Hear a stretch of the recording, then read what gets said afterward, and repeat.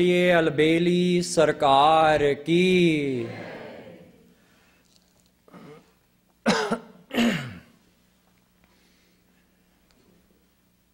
In this series on bhakti, I explained to you that there are mainly three kinds of bhakti: sadhana bhakti, bhao bhakti, and prema bhakti.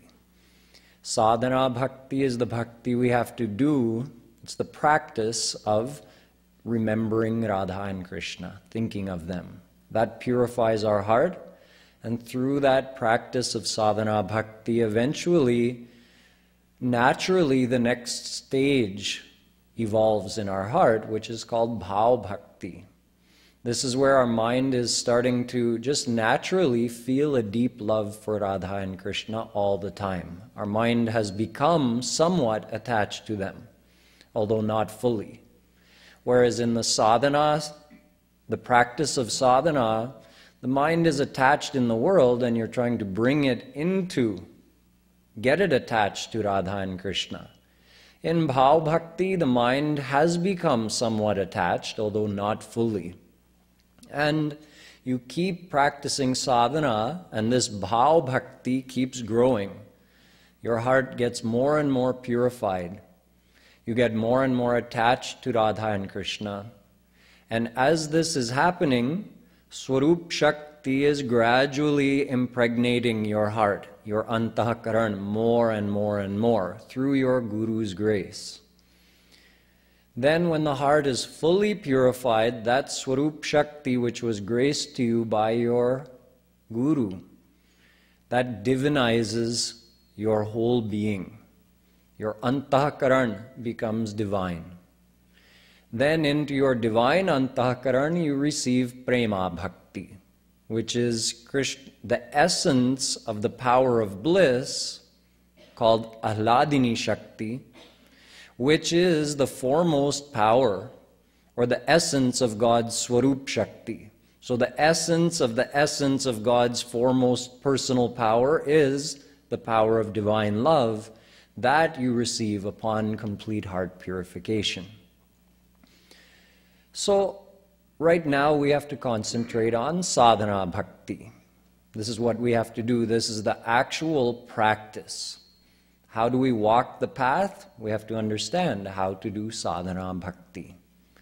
So in that regard, yesterday I explained that the ways of practicing this sadhana bhakti are many, many. But out of all those many different ways of doing bhakti, 9 have been given the most importance by saints throughout history. And out of those 9, only 3 are prime. Those 3 are Shravana Bhakti, listening to a saint describe any lila of Radha and Krishna or explain the philosophy to you. Kirtana Bhakti, which means the singing of God's name, virtues, decorations and features, and leelas. This is kirtan. And the third is smaran. Chaitanya Mahaprabhu ji says, Bahu janma yadi kare shravan kirtan, tabhu na paya Krishna pade prem dhan. Although shravan and kirtan are each one of the 3 main forms of sadhana bhakti we have to do, yet Mahaprabhu ji says you can do shravan and kirtan for uncountable lifetimes and you'll still not receive Krishna's prem, his divine love. Why not? Because the ultimate success of sadhana bhakti depends on the third thing, smarana bhakti. Smaran means remembrance. If you're thinking of someone, you're doing smaran. We do smaran all the time. It's the main thing that our man does. Our mind doesn't have to be taught how to do smaran. We're always doing smaran of whoever we love, whatever we want to attain. These are the things that we're always thinking about. So we quite naturally know how to do smaran.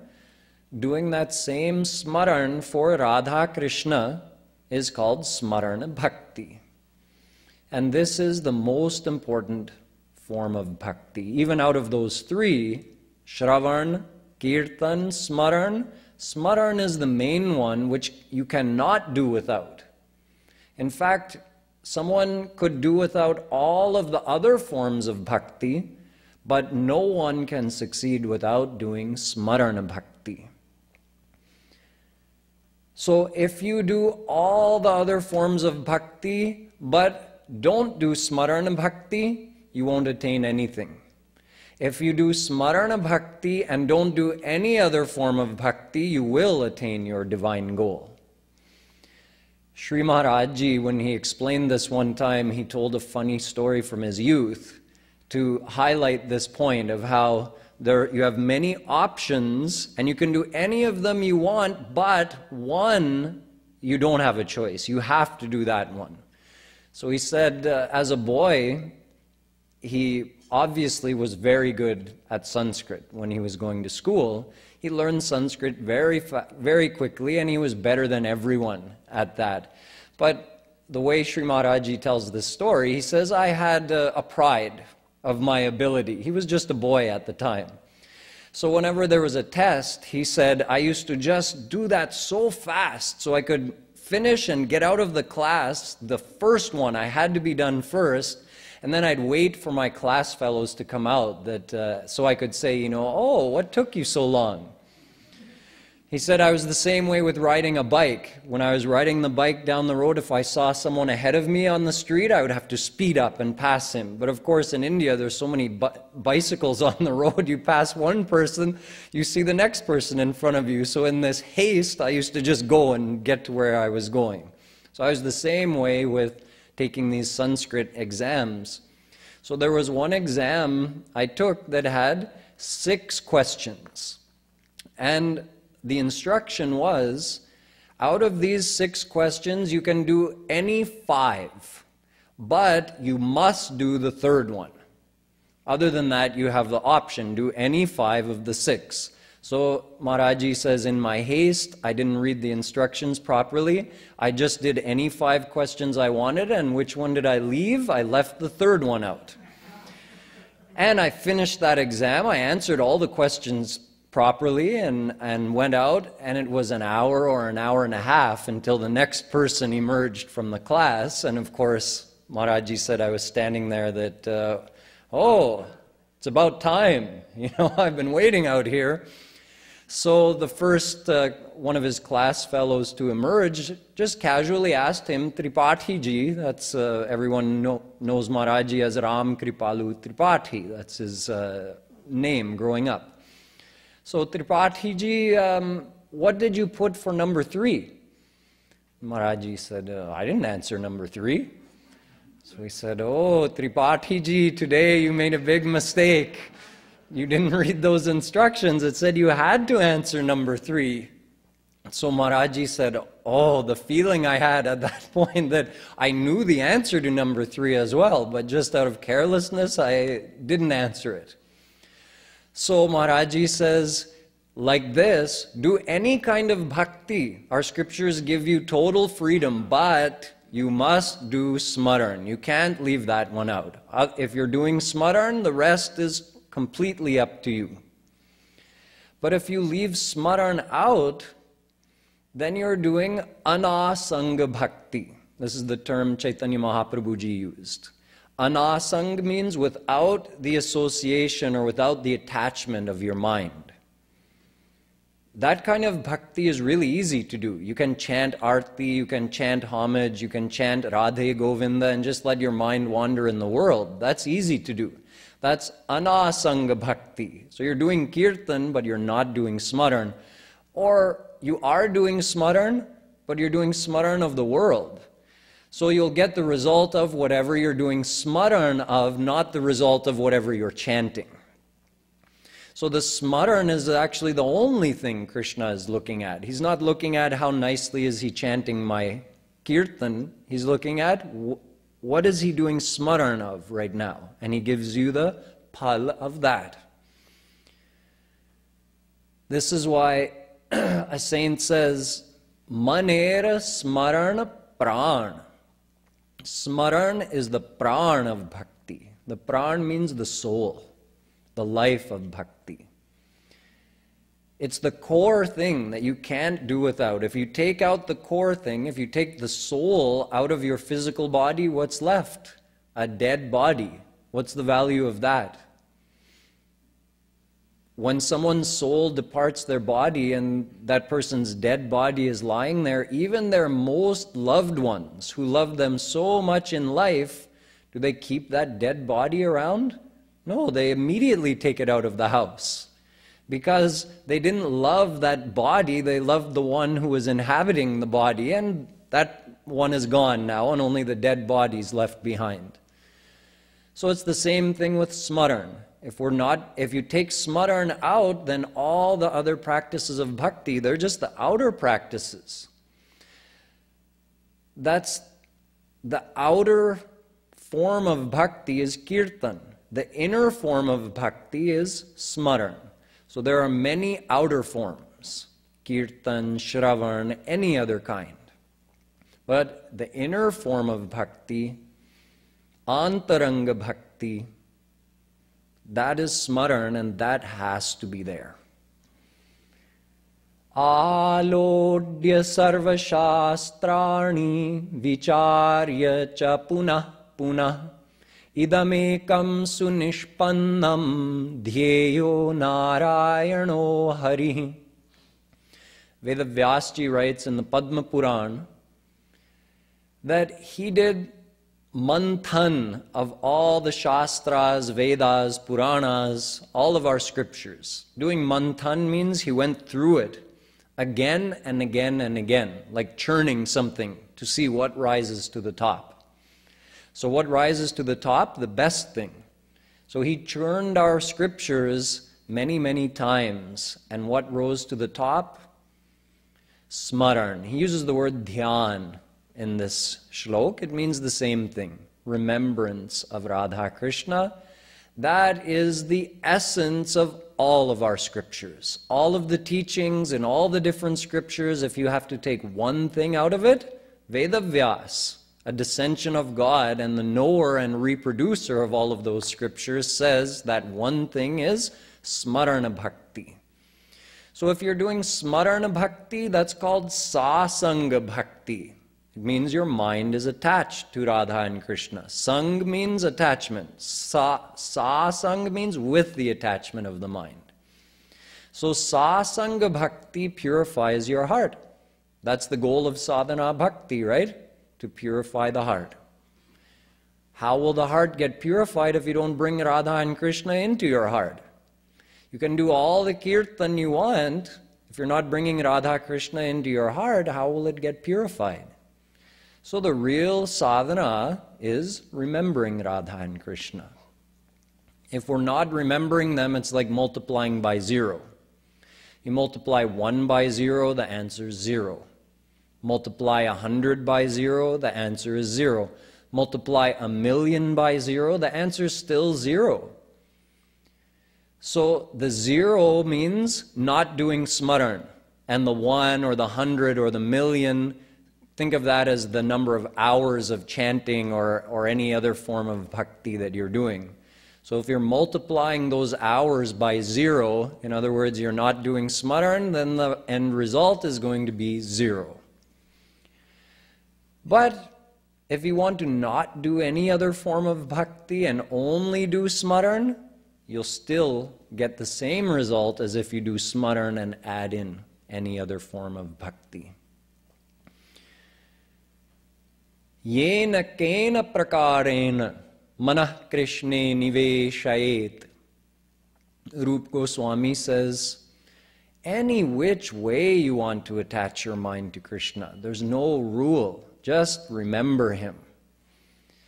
Maharajji tells a story from his childhood in this regard as well. When he was 16 years old, and he had left civilization and he was wandering in the jungles of central India. So in his travels, he came upon a great devotee, a great bhakt, who was quite aged. as Maharaji was coming through the jungle, he saw at a distance, sitting outside of an old simple hut, was this aged devotee who was sitting on the path just outside of his hut, looking down the path that came to his hut. And his hair was gray and long and tangled, and his beard was gray and long and tangled. And in one hand he had a piece of mirror, just a broken piece of mirror, and in the other hand a comb, just a broken piece of a comb. And he was sitting, he would look down the path, and then he would try to comb, looking into that broken piece of mirror, he'd try to comb his beard and comb his hair. But then he would say, "Ha Krishna," or "Ha Priyatam," and he would faint and fall unconscious on the ground. And then when he would regain consciousness again, he would sit and look down the trail like he was expecting someone to come, and he would try to fix his appearance, and then again in separation from Krishna, he would lose consciousness. So Maharaji watched from a distance for quite a while. Then eventually he approached, and he asked him, "Oh Babaji, what are you doing with this comb and mirror? Who are you waiting for?" And he said, "I'm waiting for my beloved Krishna. He could be coming at any time. So when he comes, I don't want him to, if he sees me with this tangled mat of hair, he might not like my appearance. So I'm his gopi. I'm trying to look nice for him when he comes to me." So Sri Maharaji says that is also a form of bhakti. But look in all the scriptures and try to find where is the description of doing bhakti with a comb and mirror. It's not described in any scripture. But he was doing smaran of Krishna. He was longing and waiting for him. That's smaran. So he was doing the internal form of bhakti. Then he made up a new form of external bhakti, bhakti with a comb and mirror. Maharaji says that's fine. Make up any form of external bhakti you want, whatever helps you do smaran. As long as smaran is there, you're correct. So the point is, to do sadhana bhakti, we have to remember Radha and Krishna. This is the core. So how to do that? Maharaji says that the way that you should try to do it is by doing Roop Dhyan, another term for you, which you've probably heard from Sri Maharaji. Roop means the form, and Dhyan means meditation. So meditating on the form of Radha and Krishna is Roop Dhyan. This is how you do smaran. You might be thinking, okay, I want to remember Radha and Krishna. How do I remember them? How do I think of them? Imagine their form. That's it. Very simple. And there's no restriction or judgment about how you have to do this. In other words, you don't have to worry, what is the quality of my imagination? Maybe you're not a visual person and everything you imagine is black and white or fuzzy. It doesn't matter. You don't have to think that, is my imagination of Krishna correct? Is this how his crown is supposed to be? Is that how his nose is supposed to be? I can't remember exactly. None of that matters. Right or wrong does not apply here. Just the fact that you're trying to think of him is all that matters. And you have total freedom to imagine him any way you want. So any form of Krishna with any kind of features you want. You like seeing him more dark bluish color or lighter color complexion, that's up to you.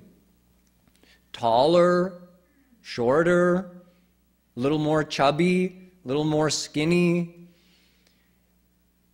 It's all up to you, and you can keep changing it. His age, you can think of him as anywhere from a newborn up to 16 years of age. Although his 16-year of age form is said to be the sweetest form. But you have freedom. You can think of him in any age. Even if you want to think of him as an old man, you can do that, walking with a cane. You want to think of old Sri Krishna, you can do that too. So choose the age of your own preference, of your own liking. Choose the features, height, build decorations of your own liking. Decorate Krishna any way you want and keep changing it. Put one style crown on him and then think, no, I want a smaller crown, emphasizing the peacock feather and just a small crown on his head. And you think, no, I want something with more bigger gold and diamonds and the peacock feather on the side. Okay, in your own mind, keep changing it. I want his pitambar he's wearing around his shoulders to be a little longer. Okay, make it longer. I want it to have a border on the end. Okay, give it a border. Same thing with his dhoti. More shiny, less shiny, deeper yellow, lighter yellow. Maharaji goes to the point of saying if you want to dress Shri Krishna in a suit and tie, go ahead. There's no restriction. As long as in your mind you're thinking of Krishna and you have Bhagavad Bhavana. Bhagavad Bhavana means that your intention is that this is real Krishna. He is right here and this is him in front of me. That's Bhagavad Bhavana. Then anything you imagine is right, it's correct. Krishna knows that until God realization, until you get a divine mind, you can't imagine his actual divine form. Nobody can. So he's not demanding that we have a perfect meditation. He's just saying make the effort. Try to imagine my form. That's Roop Dhyan. Whatever effort you make, I'll grace you accordingly. According to your effort, not according to the quality of your imagination. And he gives us total freedom to have as much variety as we want. Put one mala on him, a flower mala, then you think, oh, I want a different color one with more red. Okay, put more roses in it. Keep changing it. Put a big diamond necklace on him. Greater, more expensive than anything available in this world. Maharaji says, see, you don't even have to worry about cost. Whatever's the best diamond you can imagine, make a necklace out of that. In your mind, you're holding that and you put it on Krishna. After a while you get bored, you want to make it a blue diamond. Okay, take that necklace off. Bring another necklace with a big blue diamond, put that on him. So keep changing his decorations. Just do this for hours and hours in your mind. You're doing Smaran. A lot of people like to do puja, and saints have recommended, through history, certain saints have taught to worship Krishna by worshipping a deity of Krishna. Washing, bathing that deity, dressing and decorating and offering food and putting them to bed and waking him up. But Sri Maharaji says he recommends doing all of this in your mind. You want to do murti puja? Murti means the deity of Krishna, and puja means worshipping him and serving him in this way. You want to do that form of worship? Do it, but not with a physical stone or metal deity. Close your eyes and imagine Krishna is in front of you, and not just a static deity, real Krishna. That's also a form of a murti. In Bhagavatam, there's a description of 9 different kinds of murtis, depending on what it's made out of. Certain kinds of metal, stone, etc. But one of those 9 is called Manomai Murti. It means the murti you make out of your own imagination. That is also a form of Krishna's deity. So you imagine Krishna in your mind, and then you bathe him, decorate him, serve him food, do all of that. Sri Maharaji says there are several advantages to this over doing the actual physical puja to the deity. Although doing the physical puja to the deity is fine, there's nothing wrong with it, but there are some drawbacks compared to just doing it in your mind. Number one, the amount of variation that you can have when you're doing it mentally is unlimited compared to how much variation can you have when you're dressing Krishna, an actual physical murti of Krishna. Well, even if you're a millionaire, there's still a limitation to how many different malas, how many different pitambars, how many different dhotis you're going to have in stock. Then there's the question of going out and getting those things. So this induces a kind of, on one hand, possibly a boredom in the mind, which wouldn't be there if you were doing the whole thing mentally. You can imagine all the different variations you want. And number two, a stress that, oh, I wanted to dress Krishna with this, I wanted to offer that, but I ran out. Or I couldn't afford that thing. I wanted to offer him the best thing, but I couldn't afford it. So do it in your mind and offer him something better than even Indra would have in Swarg. So there's no such problems or stress or restrictions when you're doing it in your mind, and the benefit is the same. Because the whole reason of doing it with the physical murti is that your mind is engaged in thinking of Krishna. So leave aside the physical part and just do it in your mind. Same result, without any stress or worry. And there's no other rules like there are with worshipping a physical murti. You have to be careful. There's a certain right way to do things, wrong way to do things. You have to bathe yourself before you can do any of that worship. There's no such rule of time or place or being dirty or being clean when you're doing Roop Dhyan.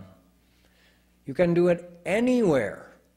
In a subway, on top of a building, in a temple, in your own house, in your car, not if you're driving. You can do Roop Dhyan anywhere. You don't even have to worry if you're clean or dirty, because your mind is always dirty. I'm telling you Maharajji's words. He says your mind is dirty anyway, and you can't make Krishna dirty. By thinking of Krishna, your mind will become clean. In fact, Padma Puran says by doing remembrance of Krishna, not only is your inside purified, your outside is purified as well. So you can't make Krishna dirty by remembering him if you're in a dirty place, or if your body is dirty, remembering him. Maharajji says, smear your body with filth and then do Roop Dhyan, no problem. It doesn't matter. He says we all carry around at least a couple of pounds of waste in here at all times. So it doesn't matter how clean you make your skin, we're always dirty in here, not to mention how dirty our mind is. So forget the idea of being dirty or clean. When it comes to Roop Dhyan, do it 24 hours a day, no matter what your physical state. No rule of time or place. There's a story in Brahma Vaivart Puran that a very poor man one time was listening to a saint who was telling about this, how you can worship Krishna just in your mind. So he thought, wow, this is really great. You know, I can't afford to buy things if I want to worship Krishna and have an actual physical deity. I can barely afford to feed myself, let alone buy anything for Krishna. So this is great. After that, every day he used to sit and meditate, and in his mind he would wake Krishna up. He would bathe him using, keep in mind this is all in his mind, he would bring holy water from all the different holy rivers of India, and using this water he would add some different subtle, deep fragrances to it. And then according to the temperature, he would make, meaning the air temperature, whether it was summer or winter, he'd make the water the right temperature for bathing Krishna. And he'd bathe him, then he'd dress him and decorate him. Every day he would worship him like this. So one day, after he had decorated Krishna, he wanted to offer him some food.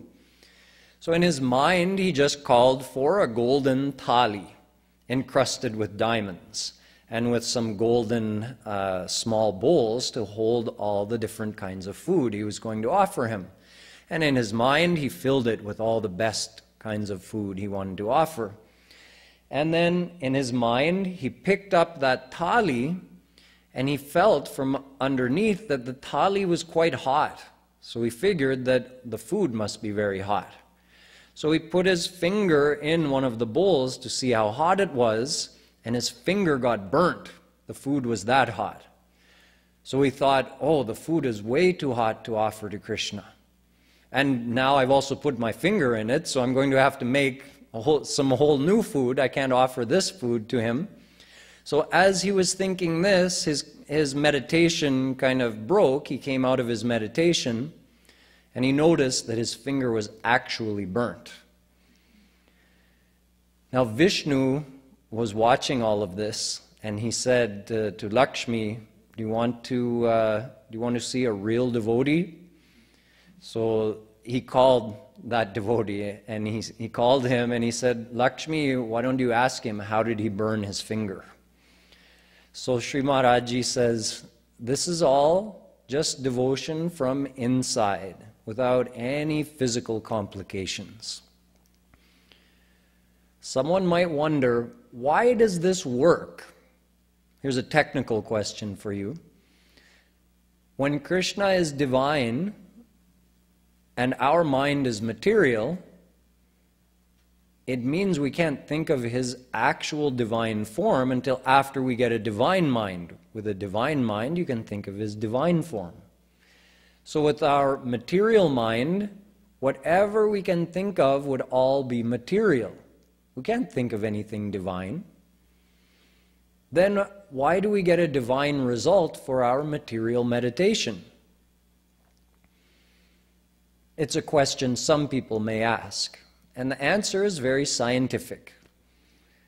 God is omnipresent. So just like a person could worship a physical stone deity of Krishna, but if he worships with this feeling that Krishna is in that deity, so he's not worshiping a piece of stone, he's worshiping Krishna, whom he knows is omnipresent, so he's everywhere, including in that stone deity. As we heard in Sri Maharaji's speech this morning and yesterday morning, God is omnipresent in his personal form. So in his personal form, Krishna is everywhere. Also in that deity. So if you worship the deity just thinking it's a piece of stone, you won't get a divine result. But if you worship the deity with this feeling that that's Krishna, this is real Krishna, you're right, it is real Krishna, and you will get a divine result.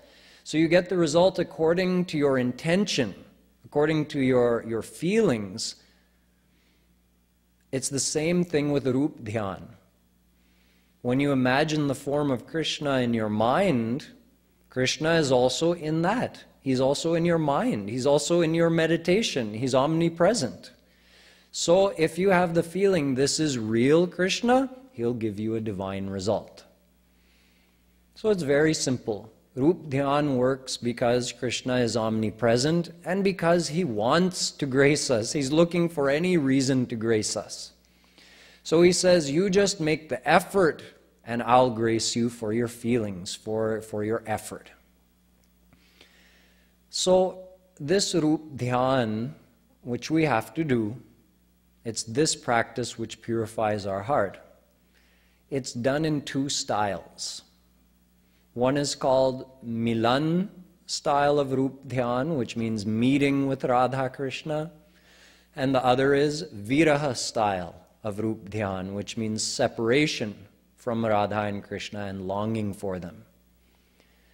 So Sri Maharaji describes that to do this, you can imagine that you're sitting or standing in divine Vrindavan or in any place, and you see Radha and Krishna coming towards you.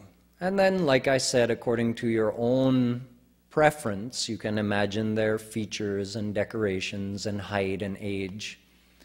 And they come closer and closer and closer. And Sri Maharaji says, don't make it like in the photographs, how in the photographs Radha and Krishna are looking at each other. He says, they're looking at you. They're looking at you and they're smiling at you and they're looking at you with a desire. Like in this world, when you're looking at someone that you have a lot of love for in your heart, and that love is just bursting out of your heart, and you're looking at them, that feeling is transferred into your gaze. You look at them with that feeling. So Radha and Krishna are looking at you with that feeling, desiring to come close to you, imagine. And then you get up, you come close to them, maybe you fall at their feet and you touch their feet, and then they pick you up, make you stand up, and they embrace you. This is a way of doing this Milan style of Roop Dhyan. Then Maharaji says, you do that for a while, then after a while, you open your eyes and you realize, oh, that was just my meditation. Radha and Krishna haven't actually come to me. Now you're doing Viraha style of meditation. They haven't come to me. I'm such a fallen soul. They're just waiting. They've been waiting forever for me to accept them. And I haven't been able to surrender to them yet. Oh, when will they come to me? And now in your mind you long for them and you beg them, even with open eyes or closed eyes, either one. Even with open eyes, just longing, Radha, Krishna, please come now. And you wait for them to appear in front of you. This is Viraha style of meditation. Sri Maharaji says, in addition to this, for a different way of doing Viraha meditation, you can imagine this. Close your eyes and imagine your soul coming up right out of your physical body, leaving your physical body, and now you're floating above your physical body, looking down at yourself. And you have now a subtle body. You're a gopi. You have a divine body. Just like Radha and Krishna's divine body is so beautiful and shines, glows with its divinity and with its beauty and attractiveness, you have a body like that now. A divine, glowing, beautifully decorated body of a gopi. And you rise up. You rise up to the top of this Brahmand, this planetary system. And there's a crack in the top of it, and you go through that, and you rise up through and out of the Brahman, and you enter into Brahmadrav, the place of formless God, where the Jnanis and Yogis go. And you see a beautiful divine light permeating and pervading Brahmadrav. But you go beyond that. You go beyond right up to Golok and Vrindavan abode of Radha and Krishna. So there you go to the very entrance of Golok, but you stop there. You're not able to enter. And you wait there at the edge, at the entrance to Golok, and you cry for Radha and Krishna, please let me enter. Please come and let me enter your Golok abode. So with this longing, you just cry and ask them to let you come in. Then, if you'd like, you can imagine Radha and Krishna coming to you and bringing you into divine Golok, and then you get to, you join in with whatever divine Leela is happening. And then imagine any Leela you want. So in this way, you can keep your mind engaged by also changing between Viraha and Milan. So this is the practical form of devotion. It's meditation, but it's not a technical meditation, it's a loving meditation done from the heart, and it's not successful just because of our technique.